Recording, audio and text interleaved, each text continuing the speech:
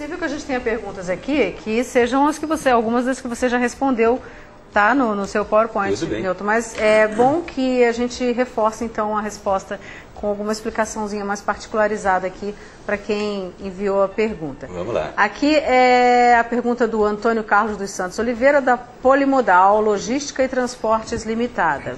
Ele diz: gostaríamos de saber se é procedente uma notificação multa por excesso de peso num determinado eixo para caminhão trucado MB Mercedes-Benz 1620. 1620. Carroceria aberta com 7,60 metros de comprimento, 7 metros e 60 centímetros, carregado com aproximadamente 13 toneladas de rolos de arames distribuídos por toda a carroceria do veículo, quando em pesagem numa balança rodoviária do DENIT.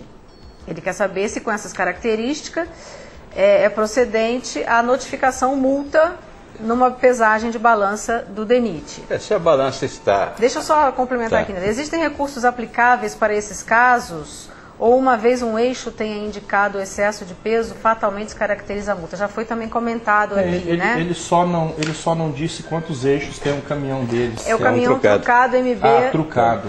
Se a balança está aferida e foi apurado o excesso em um eixo, obviamente a multa é legal. O que ele está questionando é porque ele distribuiu uniformemente a carga, né, e mesmo assim deu excesso no eixo. Provavelmente a engenharia do caminhão dele não está muito boa, né? Se deu excesso no truque, né, provavelmente você precisaria ter um balanço traseiro menor para jogar mais carga para o eixo dianteiro. Mesmo porque, Newton, tem diversas cargas que, quando você vai carregar, você não pode distribuir uniformemente no veículo, senão realmente vai dar esse excesso. A gente dava exemplo até da própria areia. Se a areia se distribuir uniformemente, provavelmente vai dar excesso nos eixos, no eixo da frente ali do cavalo, né? O truque do cavalo. Tá? Então, realmente você tem que jogar a carga um pouquinho para trás, para jogar um pouquinho mais de peso para trás. Agora, isso são características técnicas do caminhão dele, que ele tem que conhecer o caminhão. Ele está dizendo aqui que nos embarcadores não existem meios de se verificar se há ou não excesso em um determinado eixo do veículo, mas tão somente o peso bruto do veículo carregado e o peso líquido da carga. É o que todo mundo reclama. Então, mas uma forma fácil, às vezes o caminhoneiro tem medo de fazer isso, não devia. Tá? A balança pública... E ele pode passar lá e conversar com o fiscal da balança, passar com o caminhão dele vazio e pedir para o fiscal pesar o caminhão dele e ele ter acesso a quanto pesa cada eixo desse. Ele tendo de posse disso esses pesos, no próximo carregamento ele vai saber melhor como manejar essas cargas. O pessoal da Dietro tem certeza que se chegar um caminhão lá para fazer uma pesagem vazio e solicitar quanto que pesou cada eixo, eles... de muito bom grado vão fazer, eu tenho certeza absoluta. Bom, sobre essa história de engenharia de caminhão, né, eu gostaria até de registrar uma coisa interessante. Porque temos um dispositivo antigo nas resoluções sobre pesos que limita o balanço traseiro das carretas a 3,5 metros. Isso funciona bem para carretas aí até 12 metros. Né? A partir daí, a carga uniformemente distribuída acaba... inevitavelmente dando excesso no eixo trator. Então, por exemplo, se é uma carreta de 14 metros com a carga uniformemente distribuída, você pode ter excesso aí de 3 toneladas no eixo trator por falta de balanço traseiro, né? Não há o alívio do balanço traseiro.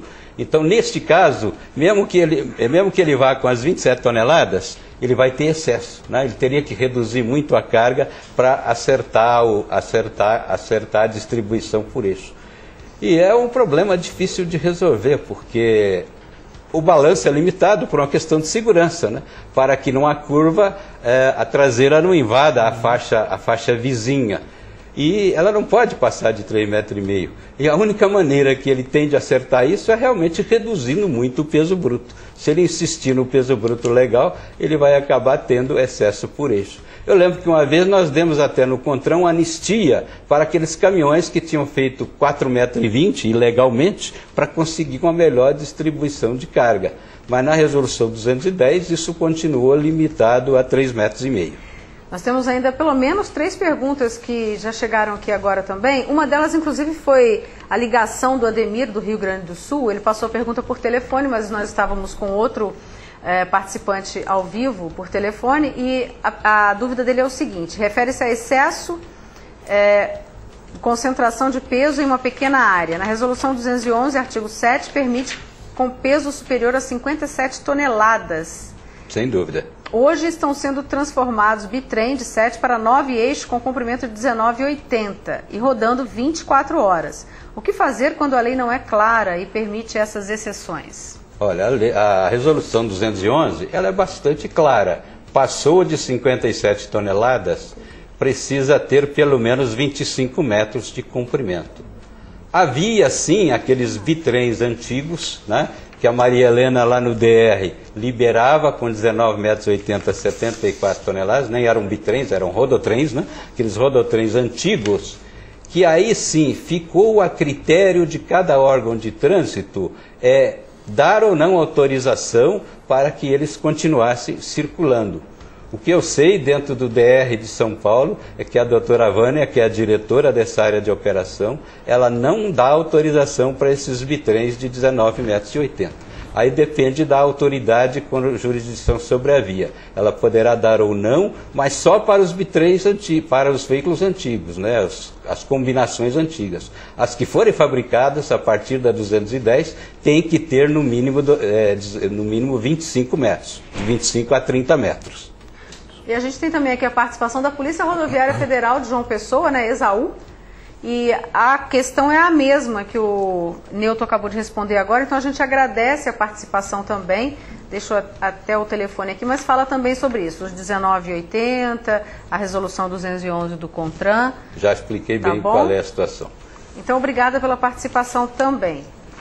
E agora temos a pergunta do Marcos, do CETRIN, daqui do Sindicato das Empresas de Transporte de Cargas do Triângulo Mineiro. E aqui a pergunta é: qual a garantia que uma balança por eixo na origem eliminaria o excesso de peso, né, de que ela eliminaria o excesso de peso por eixo em carga a granel, grãos e líquido? Isso é uma reclamação muito constante do pessoal de granel, da carga agrícola principalmente, né? Mas a gente está concluindo que isso é mais um mito do que um fato. Houve testes recentes feitos aqui na rodovia dos imigrantes, né, pelo DR de São Paulo, junto com o Inmetro, com a NTC, enfim, um monte de entidades juntas, né? Aliás, não foi só isso, a carga foi acompanhada desde a origem lá no interior de São Paulo, né, de Orlândia até, e foi pesada várias vezes no caminho tal, para tentar verificar se havia realmente esse deslocamento, né? E a conclusão é que existe realmente esse deslocamento, mas ele fica, né, bem abaixo dos limites legais de tolerância, né, bem abaixo aí do 7,5% ou mesmo dos 5%. Então a tendência hoje, né, tecnicamente, é achar que realmente a tolerância é suficiente para absorver esses deslocamentos. Ok. Newton, a gente tem ainda algumas das suas perguntas, temos um tempo para aguardar outras chegarem também por e-mail, pelo nosso telefone, se você quiser falar então vamos ao vivo. E essa aqui, enquanto você continua, dá só uma olhadinha, mas eu acho que ele põe alguns outros itens, mas eu acho que no cerne é a mesma questão da que você respondeu ele está anteriormente. Falando da 211, ele está falando 19, já respondemos, né? Aqui nós estamos perguntando se o condutor pode ser pontuado por multa de excesso de peso, né? E realmente nós temos, isso é regido pelo parágrafo 2º do artigo 257, que diz isso: ao condutor caberá responsabilidade pelas infrações decorrentes dos atos praticados na direção do veículo. Então, excesso de peso não é ato praticado na direção do veículo. Ele responde, como a gente já viu aí, pela evasão de balança, claro, que isso é um ato praticado na direção. Mas por multa, o condutor não responde, não pode ser pontuado. Se algum órgão de trânsito está pontuando, está contrariando o Código de Trânsito. Se ele pode ser pontuado por evasão de balança, claro que pode, né? Então está aí o artigo 278 que permite isso. E nós temos ainda também o 209, que é transpor sem autorização, bloqueio viário com ou sem sinalização, isso constitui infração grave. Então ele pode ser pontuado se evadir de balança ou se transpuser bloqueios, certo? Agora, quais são as tolerâncias para a verificação de peso por meio de balança? Eu acho que já está claro aí, né? 5% no peso bruto, 7,5% por eixo até 30 de junho. Esperamos que o CONTRAN acolha a sugestão da Câmara e eleve e mantenha o 7,5% até o final de 2010, mas por enquanto é até 30 de junho de 2010. Né? Então é isso aí, certo? Aí tem um artigo importante que a gente sempre é bom salientar, né? No carregamento dos veículos, a tolerância não deve ser incorporada aos limites de peso previstos em regulamentação fixada pelo CONTRAN. Então, isso é o código que diz, não deve ser, aliás, é a resolução que diz, não incorpore a tolerância, certo? Próximo. Existe tolerância por meio de verificação por nota fiscal? Não. Já respondemos isso, podemos ir para frente, né? Existe tolerância para a realização de transbordo? Isso é uma coisa muito boa que a gente conseguiu introduzir na resolução 258, é que além dos 7,5% hoje, né, você ainda tem mais 5%. Então você só vai precisar fazer transbordo de carga se o excesso ultrapassar 12,5%. Então existe essa tolerância, né? Se ultrapassar 7,5%, ele vai ser multado, mas ficar abaixo dos 12,5%, ele não precisará fazer transbordo. Então a maioria dos casos aí que são infrações com excesso pequeno, não precisa de transbordo, é só quando ultrapassar, né, os 12,5% atualmente. Próximo. Quais as mercadorias que estão isentas de transbordo? Então isso está no código e está também na resolução. São os produtos perigosos, os produtos perecíveis, as cargas vivas e os passageiros. Aliás, passageiro é um negócio complicado. Alguns órgãos de trânsito nem fazem a multa, nem fiscalizam, porque você não vai desembarcar 10 passageiros lá na balança. É o caso do DR de São Paulo, que não está fiscalizando. Mas o código é claro, né? Se a balança der para mais, ninguém vai ficar feliz, viu? O código é claro nisso, né? Passageiro. É veículo, o código fala em veículo, né? Ele não fala caminhão, não. Então vale para ônibus, vale para micro-ônibus. Em tese valeria até para automóvel, caminhonete e tal, que não interessa fiscalizar porque são muito leves. Mas o DENIT ele fiscaliza hoje, as concessionárias não, mas o DENIT em alguns locais fiscaliza os ônibus.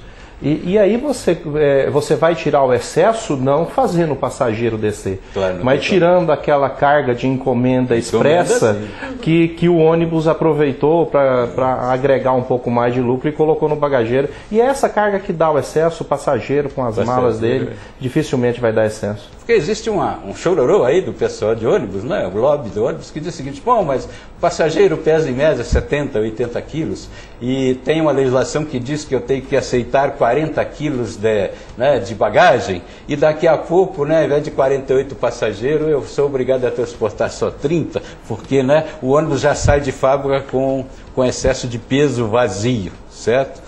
Mas, de maneira geral, o que acontece é que muitas empresas de ônibus usam isso para fazer concorrência desleal conosco, que somos transportadores de carga, né, e para praticar o excesso de peso. Exatamente.